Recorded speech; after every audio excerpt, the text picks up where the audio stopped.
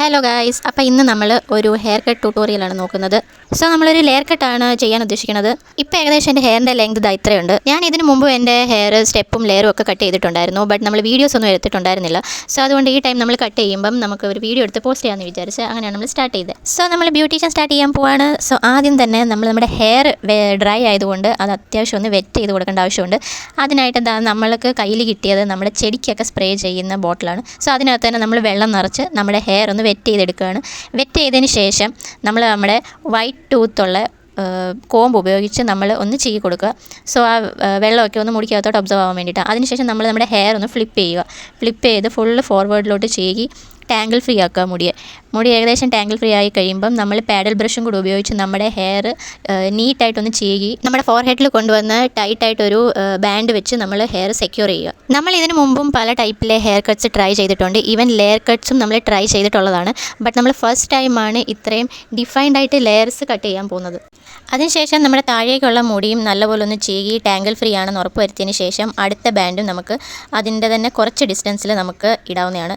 And ഇതും കുറച്ച് ടൈറ്റായിട്ട് തന്നെ സെക്യൂർ ചെയ്യണം. ഇതിൻ്റെ നമ്മുടെ 4th റൗണ്ട് വന്നപ്പം കുറച്ച് പാടായിരുന്നു.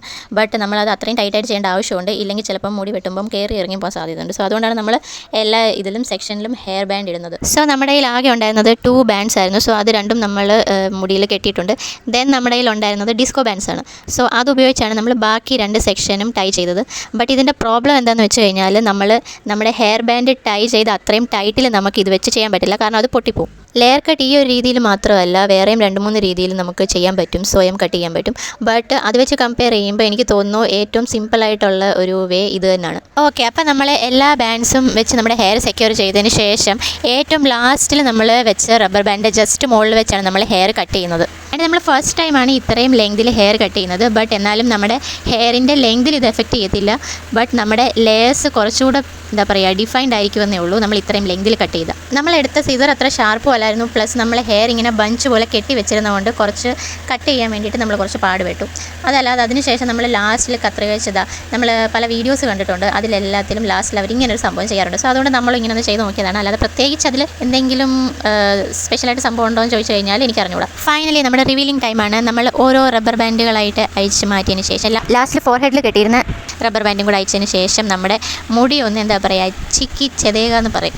അങ്ങനെ ഒന്ന് ചെയ്യുക. കാരണം നമ്മൾ നമ്മുടെ ഫോർഹെഡിൽ കെട്ടി വെച്ചേക്കുന്നതുകൊണ്ട് തന്നെ തിരിച്ച് നമ്മൾ പുറമോട്ട് ഹെയർ ഇടുമ്പം കുറച്ച് ബുദ്ധിമുട്ടായിരിക്കും. സോ ആദ്യം തന്നെ നമ്മൾ അത്യാവശ്യം കൈവച്ചൊന്ന് പതുക്കെ കോംബ് ചെയ്തതിന് ശേഷം നമ്മുടെ കോമ്പ് വെച്ച് നല്ലപോലെ ഒന്ന് മുടി ചീവി കൊടുക്കുക. ആക്ച്വലി നമുക്ക് വീഡിയോയിൽ എത്ര വിസിബിളായിട്ട് കാണാൻ പറ്റണുണ്ടോ എന്ന് അറിഞ്ഞൂടാ. ബട്ട് നമ്മുടെ ലേസ് നല്ല സൂപ്പറായിട്ട് കട്ടായി വന്നിട്ടുണ്ട്. ഈ സെയിം സംഭവം നമ്മളൊരു പാർലറിൽ ചെന്ന് ചെയ്യുകയാണെന്നുണ്ടെങ്കിൽ 500 to 700 റുപ്പീസ് അവർ മിനിമം ചാർജ് ചെയ്യും. ആൻഡ് അതിൽ നമ്മുടെ ഹെയർ കട്ടിന് മാത്രമല്ല, അവർ നമ്മുടെ ഹെയർ കട്ടിന് ശേഷം നമുക്ക് ഹെയർ ഒന്ന് സെറ്റും കൂടെ ചെയ്യും.